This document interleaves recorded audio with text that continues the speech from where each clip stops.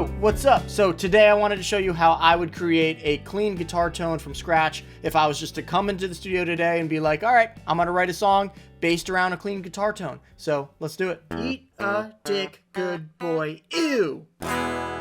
All right, my guitar is tuned. It has some pretty fresh strings on it, and the intonation is also good on this guitar, and I know that all my pickup selections work. In this guitar, I have a single coil on the bridge, I have both pickups in the middle, and then I have this top neck pickup in this position. And then the tone is all the way up, the volume is all the way up, and let's write a little riff.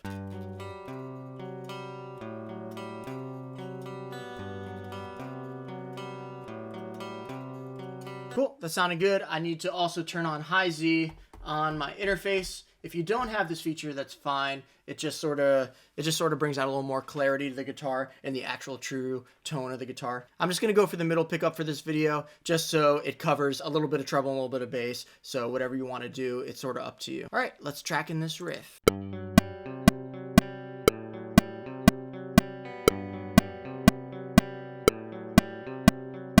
Cool, so I think that that's a good solid riff that we can base a tone off of. I'm gonna start by creating a tone on just this mono track, and then we're gonna duplicate it. Actually, I'm gonna show you a trick real quick so that you don't always have to double track guitars. If you duplicate your track that you were recording, and we'll make it empty, and you see there's a first half and there's a second half. If you take that second half and you bring it to the other side, and then you bring your first half to the second half on the other side, you have a double tracked guitar. Now this only works for things that are really on beat and really to grid. So check it out.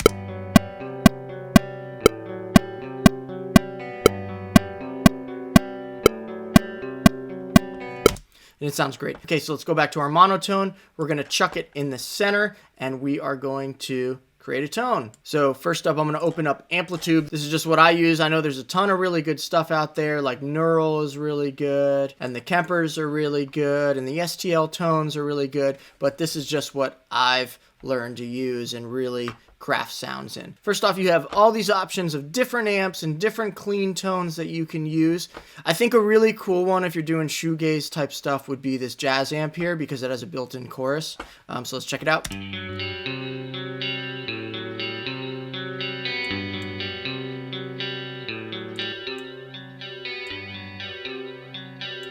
What's really cool about this amp, this Roland amp here, is in real life, you have two speakers in the amp, and one of the speakers will actually move back and forth, creating a real chorus effect. So in real life, if you were to mic this up and you had one mic on the left and one mic on the right and you recorded it stereo, you split the mics left and right, you would have an actual real chorus coming out of your speakers, which is pretty cool. But I think for this video and also just for use of everybody, I'm gonna pick a different amp. I'm just gonna actually go for like an orange amp, and we're gonna turn the gain way down because I feel like that amp is always super like transparent and super clear. This amp, when I turned it on, it already kind of made things a little bit thinner sounding, and I would really have to adjust all the EQs and all the bright settings and all the whatever just to get it to a starting point. Let's check out this rock reverb.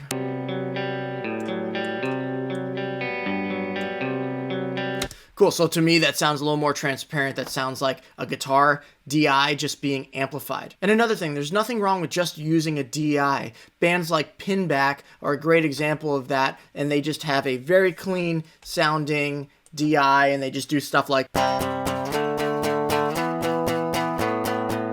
I think with the right production wrapped around it, it's pretty cool. But for this video, obviously, we're gonna do a full tone. So here's our clean tone in the rock reverb.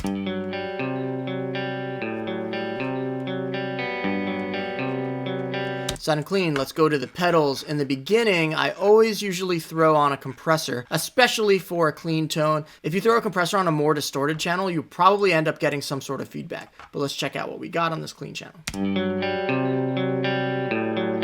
On.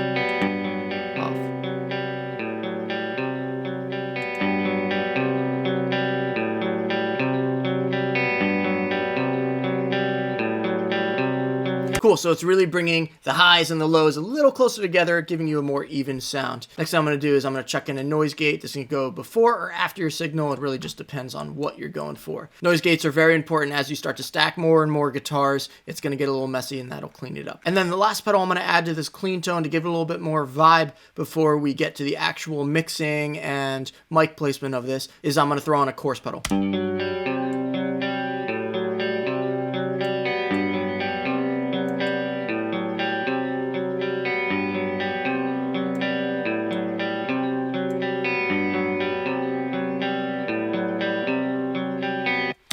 think that sounds awesome. It sounds super magical. It sounds super beautiful. I could hear that opening up a song.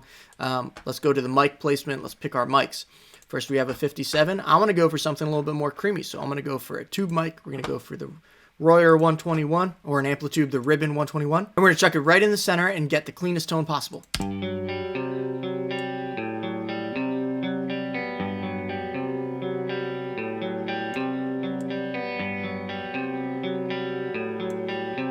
That sounds great. And then for the second mic, looks like we got a U87 going on, and that's just a super clear, high fidelity mic, sort of like this 414 here. Actually, why don't we go for the actual 414, and let's see how that sounds.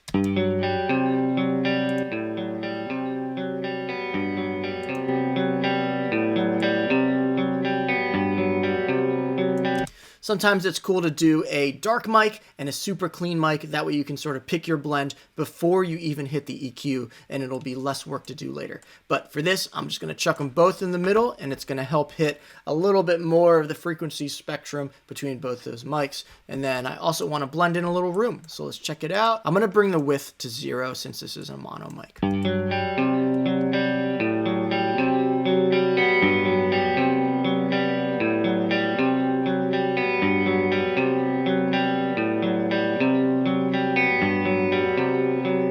Now the room, or the ambience of your sound, if you add a reverb instead of a room, is really up to your preference and style of song. I would suggest if the song is a little bit slower, maybe you do a little bit bigger room. If the song is a little more intimate and a little bit faster maybe, or a little bit more aggression, like a, like a more screamy type emo song or shoegaze song, then I would suggest something a little bit smaller, maybe like this Amp Closet, just to give it a little bit more realness.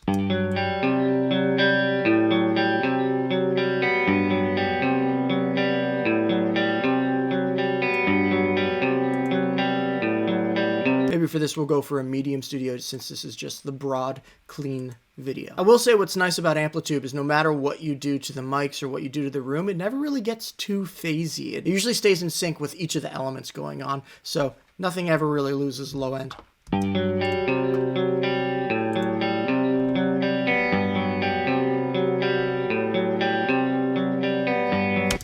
Cool. I think that sounds great. Next, we're going to do some mixing. So I'm going to go for a compressor. What's a nice general compressor? Let's go for an SSL EQ. So all the adjustments we're going to make right now are tonal adjustments and preference adjustments. So first I'm going to compress it. And the way that I like to use this SSL EQ, which is kind of weird, is I like to start with the ratio at 1:1, which is literally doing nothing. I like to chuck my threshold all the way up. The release can stay in the middle, and I like to actually adjust my compressor with the ratio, which is kind of a really cool, soft way to compress the guitars instead of really dialing it in, because as I'm tracking and as I'm playing at different intensities, and as it's going to get loud and dynamic, I don't want to have to go into every instance of this SSL EQ and adjust accordingly to meet the perfect threshold and ratio to meet every guitar. So this is a simple way to just make sure I'm activating a compressor. There's really no sound to it. It's just compressing the signal. So I'm going to go ahead and play it, and you'll see the compressor activating here.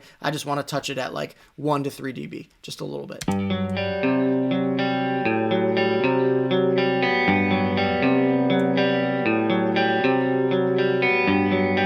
Cool, so at about a 2:1 ratio is where I'm hitting about 3 dB of compression, maybe a little bit less. So at the quieter parts, it won't be touched. At the louder parts, it'll be brought in.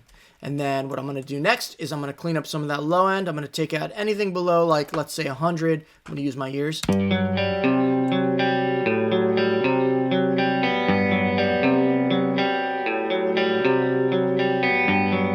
So that'll clean up some of the rumble. I'm also going to take out a little bit of highs, which is really just the fizz of the guitars. I usually like to chuck a bunch of highs into this. So we're going to boost 6 dB at 8K. Let's check it out.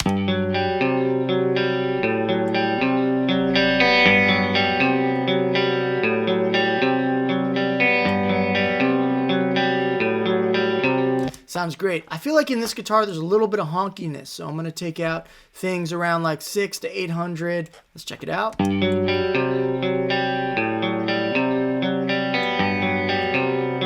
Nice.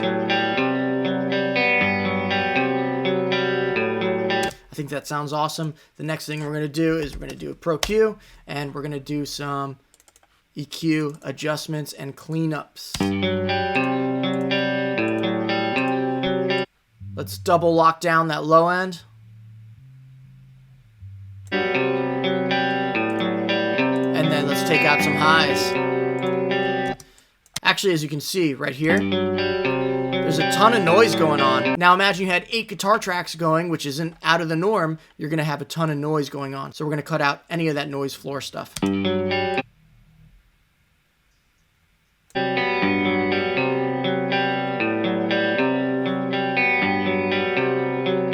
Sounds great. And then I'm going to take out a little bit more harshness at 4K. That sort of just comes with miking up a cab. It kind of just happens. And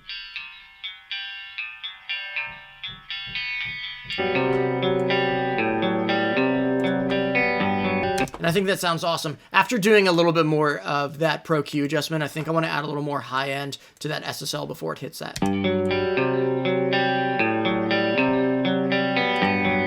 I think that sounds awesome. I'm going to bring it to that other channel and let's check out the stereo.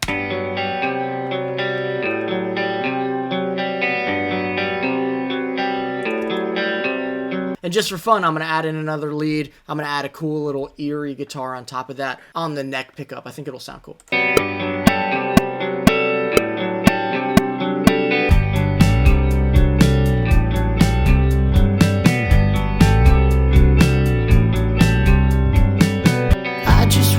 Be where I'll be when I find peace. Maybe with a yard and a farm and a balcony. Ooh, I hope I get there. Ooh, but life is so unfair.